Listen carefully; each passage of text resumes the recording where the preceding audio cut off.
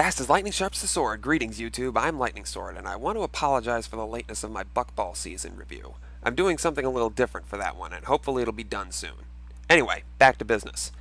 As of now, I'm convinced Celestia is real, because only the good princess herself could intervene in this string of mediocre episodes to give us a real treasure. I've been thoroughly unimpressed with Season 6 Part 2 so far, and when I'd heard that there would be another CMC episode, I lost all hope. Remember, I was never particularly a fan of them, individually or in a group. Then I saw The Fault in Our Cutie Marks, and I've been given new hope. Especially since this episode was written by the eclectic team of Josh Haber, Megan McCarthy, and Ed Valentine. By all accounts, this episode should have failed, but it didn't, and it was amazing. We start with an intervention-like scene where the Cutie Mark Crusaders are talking to the parents of a newly Cutie Marked filly. This scene is so clever and funny, I was hooked immediately. A spiny-backed potosaurus in our own backyard! Oh, she's an archaeologist. Actually, she's a paleontologist. But semantics. Of course! What did you think she was gonna be, a pirate? Pirate? Why would we think that? That's very interesting. So if you hadn't already guessed, the CMC are doing really well in helping ponies learn what their cutie marks mean. They've already done wonders with bulk, and tender taps, and that guy. You know that guy, right? That guy? So they're feeling pretty good about finally not being dumb, worthless kids, until they spot a young griffin casing their clubhouse. The griffin, seeming to be to other griffins as Spike is to most dragons, learns about the Crusaders through the grapevine. Remember the lost treasure of Griffinstone? The vine took root there. Why, I've heard about you from every pony in Ponyville! I'm so excited to meet you, I could just explode! I'm Gabriella, but you can call me Gabby since we're friends now. Gabriella. An Italian griffin. Diversity! Anyway, Gabby tells the Crusaders that she's pretty much the only one in Griffinstone who exercises common decency. I don't know if you've heard, but griffins can be a little bit unfriendly. We gathered that. So, her decency not being well received, she saw how well Pinkie Pie and Rainbow Dash handled things last season, and she came to Ponyville to investigate. And her disturbing fangirl obsession led her to the Cutie Mark Crusaders. That's why I flew all the way here! I want to find my own place in the world, and I know you can help me by giving me a cutie mark! So, let's make with the cutie! Whenever you're ready. Did it happen yet? How about now? How about now? How about now? She's basically Pinkie Pie with wings. Well, obviously no one's ever heard of a non-pony getting a cutie mark, so the girls go to Twilight for assistance. But she doesn't think it's possible either. Say, is there some kind of spell you can whip up to make her mark appear? I don't know if any of you remember, but using magic to get a cutie mark never really works out all that well. Oh, right. Well, at least this isn't another crippling case of Aesop amnesia. Oh no, poor Gabby. What the apples are we ever gonna tell her? Should we start with the fact that apples is not your only identity, or the fact that apples is also not a curse word? So they go to break the bad news to Gabby, opting instead to help find a purpose for her instead of finding a cutie mark. All we have to do is be extra special clear with her. Like Crystal Empire clear. Yeah, good luck. See, here's the thing about you getting a cutie mark. I'm getting a cutie mark! It didn't let me finish! Didn't think so. Oh. Even confronted with the long odds, Gabby is still convinced she can get her own mark. First time for you know what, Gabby? I promise we're gonna do everything we can to help you get your mark. Oh, it's gonna happen! I can feel it! Tarnation, would you promise something that just can't be done? She said she'd do everything she could to help make it happen. She didn't say it actually would happen. But semantics. Also, this. I know what it's like to want something that's out of reach. Yeah. that this episode just got real. And I think I know why Scootaloo has been taking the lead throughout most of the episode. I mean, you guys caught it too, right? Crusaders, looks like we gotta step carefully. We'd better find her and find out what's going on. Come on, Crusaders. You know what, Crusaders? So what? Maybe we can't help Gabby get a cutie mark, but we can still do what we're best at. Come on, Crusaders, let's tell Twilight! Keep your eyes on the skies, ponies. I think this is the first time we've seen a real bit of dimension for Scootaloo since Flight to the Finish. Nicely done. So the classic fallback for the CMC comes out. The chart of poor kids' crayon art. The first thing we gotta do is find your purpose. No pony gets a mark without one. What are you good at? Do you play any sports? Or like to dance? Or how about singing? I just love to sing. La la la la. You're a bit rusty, hon. Wow, I kinda wanna just try everything. Gabby, do everything! Also, song! Like a racer at the starting line, you're chomping at the bit. You are here to find your purpose and a place to really fit. And until you find your place in life, you're never gonna quit. We can help you find the purpose in your life. A griffin mixes lion strength with winged eagle's might. When I finally find my purpose, then my cutie mark's in sight. Crusaders, I won't let you down. I've just begun to fight. You're gonna help me find the purpose in my life. Awesome! Either Season 6 has had some of the best music so far, or I'm liking it more as I hear it. Either way, this is a good one, and the beat almost kind of reminds me of... Ah! No! No! Put it away! No! No! No! No! For the love of God, put it away! So, Gabby is a full-on polyglot. Which means the Crusaders can't pinpoint her one true purpose. Which means, as gently as possible, they have to break it to her that they just can't help. It took a while, but this scene was handled amazingly well. Instead of continuing this hopeless folly and getting Gabby's hopes up even more, like they probably would have done before Season 5, the Crusaders actually tell her the truth, face the weight of their own ineptitude, and handle the situation maturely and honestly.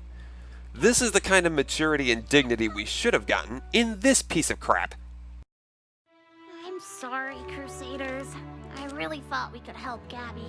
I thought we could help any pony. Did you now? Well, let's explore that a little bit, shall we? Now, Scootaloo, you do know there will always be challenges. Someday, some pony might even come to us with a problem that even we can't handle. I thought we could help any pony. You lie! Or maybe we just plain failed. Failed? Then what do you call this? I call it paint. It's a fake. And what does it mean? A cauldron? I don't know. Maybe it means my purpose is, helping Sakura with potions. That was the first thing I tried. I guess it just took some time to appear. Oh boy. Okay, can we please, straight away, dismiss the idea that Gabby stole Sakura's magic to get a mark? This episode is way too good, even now, to rip off something from one of the weakest episodes of Season 2. But here it is. Anyway, I know it's a fake. You know it's a fake. Gabby knows it's a fake. And the Crusaders, well... Wow, can you believe it? We were able to help her get her mark after all. Wow, can you believe it? After everything you've been through, you three are still oblivious morons. Come on, And is off to see the princess. But Gabby got there first and left them a note. Dear Crusaders, I'll never forget you. You really are every bit as awesome as I'd heard. I'm heading home to tell all the Griffins how you did the impossible by getting me my cutie mark. Toodles? Oh boy, here we go. Wait a second. Cutie mark? You actually got a griffin, a cutie mark for the first time in recorded history? Please don't. You know what this calls for? A full-scale research project! You have got to get Gabby back here right away. I have so many questions. Oh, I hope I have enough ink and parchment to document everything. Spy! Guess what just happened? Well, that's it then. She'll be buried in the palace for the next 3 weeks. Hopefully Discord won't come along and f*** with her emotions again. Weird. Gabby didn't show Twilight her mark like she said she was gonna do? Something in this here applesauce smells kind of fishy.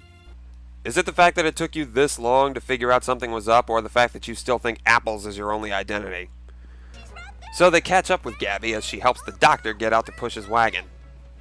Maybe the TARDIS is in the shop. And the mud shows all. I'm just, excited to show my lovely new cutie mark to everyone in Griffinstone. You mean the cutie mark that's running right off your flank? Yup, that's the one. You're a big fat phony! So as it turns out, Gabby just wanted to make the CMC believe they succeeded so they wouldn't feel bad about failing. Which, as they mention later in the clubhouse, is something Gabby is really good at, supporting others.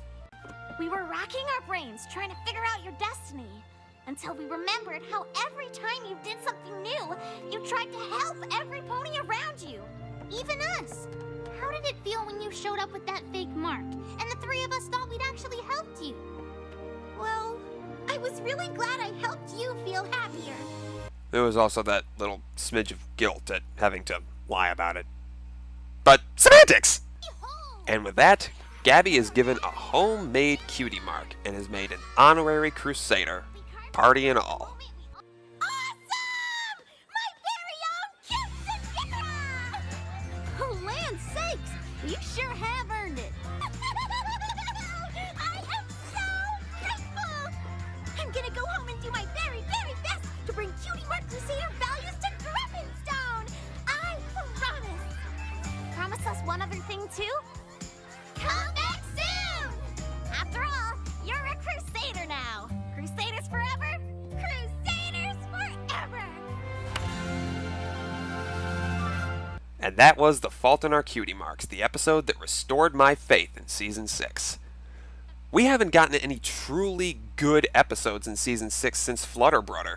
Certainly not one with a great story, excellent characterization, and mature themes. The closest we got was The Times They Are a Changeling, and the pacing kept it from being truly exceptional. But this episode is nothing short of excellence. The Cutie Mark Crusaders finally exercise purpose in the story, ironically helping others rediscover their purposes in life. They show maturity, humility in their successes, for the most part, and grace in their failings. They realize the hard road ahead of them and rise to the challenge in spite of the odds. This is carried over from their determination to earn their marks in the first place, but to see them use that determination in a selfless manner, putting aside their own desires for the sake of others, shows a great character growth that we should have seen a lot sooner. And Gabriella is kind of a good character too. I suppose you could make the argument though that because she's good at so many things, she's friendly and likable to most everyone, and she has few flaws aside from those that endear her to others, she could be considered a Mary Sue. But the one thing that separates her from that overly idealized archetype is that the universe doesn't change to suit her desires. If it had, she'd have a real cutie mark by the end of the episode. But she doesn't, and she learns to accept that not every ideal can be a reality. That's something else that keeps her from being a Mary Sue. She learns. Clinging to a desire for so long, then accepting that it might never happen is very difficult, but she handles it pretty well. She's a lot like the pre-Season 5 Crusaders in that she doesn't realize until later that what she's been doing all along is her true purpose, and that learning new things and trying to do everything too soon isn't the way to learn your purpose, but discovering what you're already good at and recognizing that as your true purpose. It's a great way to repurpose a perfect yet uninteresting character as a flawed, believable character. Something the writers, it seems, are now easily capable of doing, and could have done a long time ago. And the Crusaders are very well written here too. The only thing holding them back, though, is that strange phenomenon that happens whenever they're written together in the same episode, in that they tend to share the same personality. But that's not as strong here, and that's especially evident in Scootaloo. I mentioned earlier that she seems to take point more often in this episode than any other, certainly more than Applebloom, whom I was always under the impression was the de facto leader of the trio. But her near-impossible dream of being able to fly lends her more believability in wanting to help another near-impossible dream come true. And I admit, She got quite a bit of respect from me here. But really, they all have. Similarly to how Fluttershy became a strong mentor figure in Flutterbrudder, Applebloom, Sweetie Belle, and especially Scootaloo have become strong, mature mentor characters in this episode, leaps and bounds ahead of where they once were. And they are all the better for it. With that said, I'm going to go see what's taking my Buckball season review so long. If you like the review, you know what to do. Like, comment, subscribe, and I'll be back with a new video soon. Until then, this is Lightning Sword. Stay quick, stay sharp, and thanks for watching.